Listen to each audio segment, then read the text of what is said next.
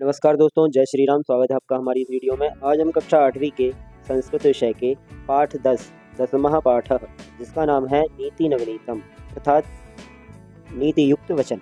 प्रस्तुत पाठ मनुस्मृति के कतिपय का अर्थ होता है कुछ श्लोकों का संकलन है जो सदाचार की दृष्टि से अत्यंत महत्वपूर्ण है।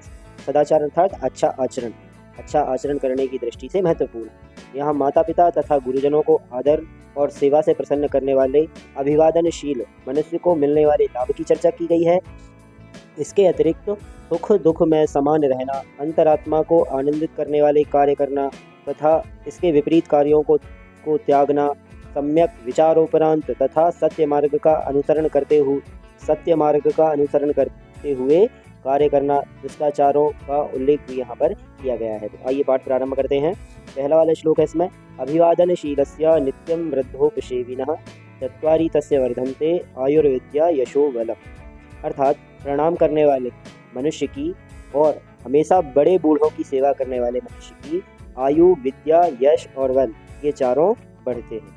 तो हमारे माता पिता गुरुजनों की हमें सेवा करनी चाहिए, उनको प्रणाम करना चाहिए, इससे हमारी ये चार चीज़ें बढ़ती हैं। ठीक है। इसके बाद दूसरा वाला श्लोक देखेंगे, यम माता पितरौ क्लेशम सहते नृणा संभवे नृणा न तस्य निष्कृतिः शक्या कर्तुम वर्षशतैरपि। अर्थात मनुष्य के जन्म के समय जो कष्ट माता पिता सहन करते हैं उस कष्ट का निस्तार 100 वर्षों में भी नहीं किया जा सकता। अर्थात उसका ऋण 100 वर्षों में भी नहीं चुकाया जा सकता। ठीक है। इसके बाद तीसरा वाला श्लोक देखेंगे, तयोर्नित्यं प्रियं कुर्यात् आचार्यस्य च सर्वदा तेष्वेव त्रिषु तुष्टेषु तपः सर्वं समाप्यते। अर्थात हमेशा उन दोनों, तयोः अर्थात उन दोनों किन दोनों, माता पिता का। ठीक है। तो तयोः से अर्थ है माता पिता का, और गुरु का सदा प्रिय करना चाहिए अर्थात भला करना चाहिए।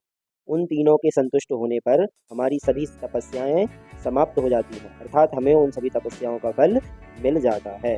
ठीक है। इसके बाद चौथा वाला श्लोक देखेंगे, सर्वपरवशं दुःखं सर्वात्मवशं सुखम एतद् विद्यात् समासेन लक्षणं सुख दुःखयोः। अर्थात सब कुछ दूसरों के वश में होना दुख है, सब कुछ अपने वश में होना सुख है। हमें संक्षेप में सुख दुख का यही लक्षण जानना चाहिए। ठीक है। तो सुख दुख व्यक्ति कैसे रहता है, अगर किसी दूसरे के वश में है तो वह दुख है, और यदि व्यक्ति अपने वश में है, ठीक है, तो वो सुख है। अगला वाला श्लोक देखेंगे, यत् कर्म कुर्वतो अस्य स्यात् परितोषो अंतरात्मनः तत्प्रयत्नेन कुर्वीत विपरीतं तु परिवर्तयेत्। अर्थात जिस कार्य को करने से अंतरात्मा संतुष्ट हो उस कार्य को प्रयत्न पूर्वक करना चाहिए, इसके विपरीत संतुष्ट ना होने वाले कार्य को छोड़ देना चाहिए। अर्थात यही है, सामान्य शब्दों में अगर हम करें, किसी काम को करने से यदि आप अंदर से खुश होते हैं, आपकी आत्मा संतुष्ट होती है, तो उस काम को आपको प्रयत्न पूर्वक करना चाहिए। और इसके विपरीत यदि कोई काम आपको बुरा लगता है या आपकी अंतरात्मा उस चीज़ को एक्सेप्ट नहीं कर रही है तो उस काम को नहीं करना चाहिए, यही बताया गया। इसके बाद में अगले वाले श्लोक में है, दृष्टिपूतं न्यसेत् पादं वस्त्रपूतं जलं पिबेत् सत्यपूतां वदेत् वाचं मनःपूतं समाचरेत्। अर्थात दृष्टि से पवित्र अच्छी तरह से देखकर पैर रखना चाहिए, नीचे पैर रखते हैं तो अच्छी तरह से देख करके रखना चाहिए। वस्त्र से पवित्र छान कर जल पीना चाहिए, और सत्य से पवित्र वाणी बोलनी चाहिए अर्थात सत्य बोलना चाहिए। मन से पवित्र उत्तम आचरण करना चाहिए। ठीक है। तो ये हमारा श्लोक यहीं पर समाप्त हो जाता है, और इसी श्लोक के साथ हमारा ये पाठ समाप्त हो जाता है। अब हम इस पाठ के प्रश्नोत्तर करेंगे। तो आइए दोस्तों, अब प्रश्नोत्तर करते हैं। पहला वाला प्रश्न में है, अधोलिखितानि प्रश्नानाम् उत्तराणि एक पदेन लिखत। नीचे दिए गए प्रश्नों के उत्तर एक शब्द में लिखिए। पहला वाला प्रश्न है, नृणाम संभवे कौ क्लेशम सहिते। मनुष्य के जन्म के समय कौन दुख झेलता है, तो माता पितरौ। ठीक है, माता पिता। दूसरा वाला प्रश्न है, सीका कीदृशम जलम पिबेत्, किस प्रकार का जल पीना चाहिए, तो वस्त्रपूतम अर्थात वस्त्र से छान करके। अगला वाला है, नीति नवनीतम पाठः कस्मात्, तो कस्मात् कहाँ से लिया गया है यह पाठ, तो मनुस्मृति से लिया गया है। अगला है, कीदृशी वाचम वदेत्, तो उत्तर होगा इसका सत्यपूताम। ठीक है। इसी के बाद अगला वाला प्रश्न देखेंगे, दुःखम किम भवति, दुख क्या होता है, तो परवशम दूसरे के वश में होना। आत्मवशम किम भवति, अपने वश में होना क्या होता है, तो सुख होता है। ठीक है। अगला है, कीदृशम कर्म समाचरेत्, किस प्रकार के कर्म करना चाहिए, तो मनःपूतम। अगला वाला दूसरा वाला प्रश्न देखेंगे इसके बाद, तो अधोलिखितानि प्रश्नानाम् उत्तराणि पूर्णवाक्येन लिखत। पहला वाला प्रश्न है इसी का, पाठेस्मिन् सुख दुःखयोः किम लक्षणम उक्तम। पाठ में सुख दुख का क्या लक्षण बताया गया है, तो उत्तर होगा इसका पाठेस्मिन् उक्तम यत् सर्वम परवशम दुःखम अस्ति सर्वम आत्मवशम च सुखम अस्ति। ठीक है। इसके बाद अगला वाला प्रश्न है वर्ष शतैः अपि कस्य निष्कृतिः कर्तुं न शक्या। तो उत्तर होगा इसका माता पितरौ नृणां संभवे यं क्लेशं सहेते तस्य निष्कृतिः वर्ष शतैः अपि कर्तुं न शक्या। इसके बाद अगला वाला है त्रिषु तुष्टेषु तपः समाप्यते वाक्येस्मिन् त्रयः के सन्ति। तो उत्तर होगा इसका वाक्येस्मिन् त्रयः सन्ति माता पिता गुरुश्च। ठीक है। इसके बाद अगला वाला है अस्माभिः कीदृशं कर्म कर्तव्यम्। उत्तर होगा इसका यत् कर्म कुर्वीतः आत्मनः परितोषः स्यात् अस्माभिः तत् कर्म कर्तव्यम्। अगला वाला है अभिवादनशीलस्य यानि वर्गाणि वर्धन्ते। तो उत्तर होगा इसका अभिवादनशीलस्य आयु विद्या यशः बलं च एतानि चत्वारि वर्धन्ते। अगला वाला प्रश्न है सर्वदा केषां प्रियं कुर्यात्। तो उत्तर होगा इसका माता पितरौ गुरुश्च सर्वदा प्रियं कुर्यात्। ठीक है। अगला वाला प्रश्न देखेंगे तीसरा स्थूल पदान्य अवलंब्य प्रश्न निर्माणम कुरुत। तो जो मोटे शब्दों में जो दिए गए मोटे अक्षर में जो शब्द दिए गए हैं उनको हटा करके हमें वाक्य को प्रश्न बनाना है इसमें। तो वृद्धोपसेविनः आयुर्विद्या यशो बलं न वर्धन्ते। ठीक है। च वर्धन्ते होगा। ठीक है। तो उत्तर होगा इसका कस्य आयुर्विद्या यशो बलं च वर्धन्ते। तो वृद्धोपसेविनः की जगह आ जाएगा कस्य। ठीक है। अगला वाला प्रश्न है सी का मनुष्यः सत्यपूतां वाचां वदेत्। तो सत्यपूतां मोटे अक्षरों में लिखा हुआ है, इसकी जगह आ जाएगा कीदृशी। वाक्य हो जाएगा मनुष्यः कीदृशी वाचं वदेत्। ठीक है। इसके बाद अगला वाला देखेंगे त्रिषु तुष्टेषु सर्वं तपः समाप्यते। तो उत्तर इसी के तपः की जगह आ जाएगा किम। तो वाक्य हो जाएगा त्रिषु तुष्टेषु सर्वं किम समाप्यते।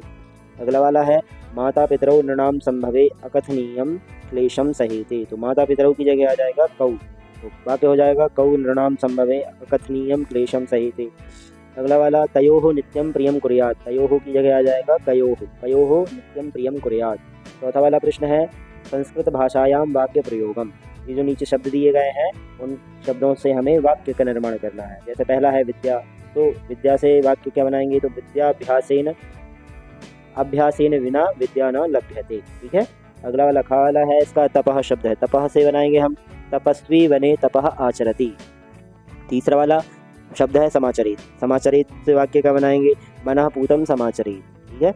इसके बाद अगला है चौथा परितोषः, परितोषः शब्द से वाक्य बनाना है तो शुद्धाचरणेन परितोषः भवति।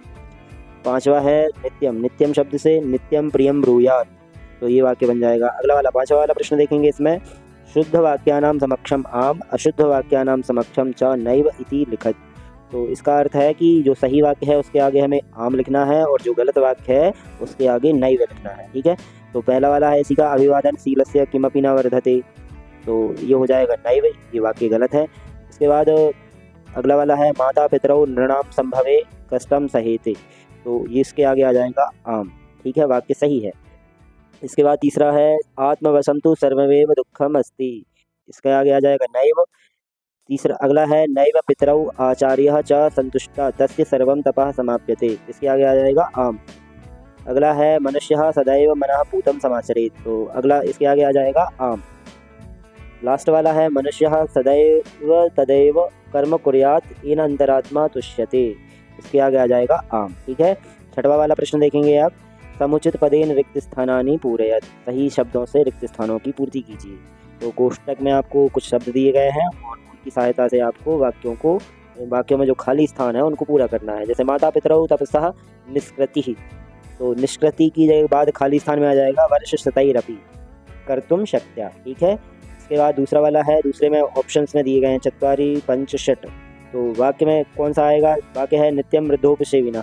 तो इसमें आ जाएगा चत्वारि वर्धन्ते, चत्वारि आ जाएगा। ठीक है। तीसरे वाले में आ जाएगा तपः, चौथे वाले में आ जाएगा समासेन, पांचवें वाले में आ जाएगा पादम और छठवें वाले में आ जाएगा प्रियम। इस तरह से इन खाली स्थानों को आपको फिल कर लेना है। इसके बाद सातवां वाला प्रश्न जो है मंजूषातः चित्वा उचित वाक्येन उचित व्ययेन वाक्य पूर्ति कुरुत। ठीक है ना।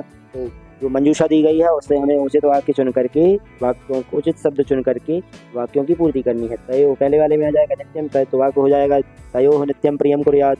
दूसरे वाले में आ जाएगा यादृशम, तो वाक्य हो जाएगा यादृशम कर्म करिष्यसि तादृशम फलम प्राप्स्यसि। तीसरे वाले में आ जाएगा अपि, तो वाक्य हो जाएगा वर्ष शतैः अपि निष्कृतिः न।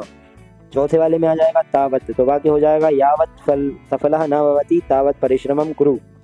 अगले वाले में आ जाएगा सी के एव, तो हो जाएगा तेषु एव त्रिषु तुष्टेषु तपः समाप्यते। इसके लास्ट वाले में आ जाएगा यथा, तो यथा राजा तथा प्रजा, ये वाक्य हो जाएगा।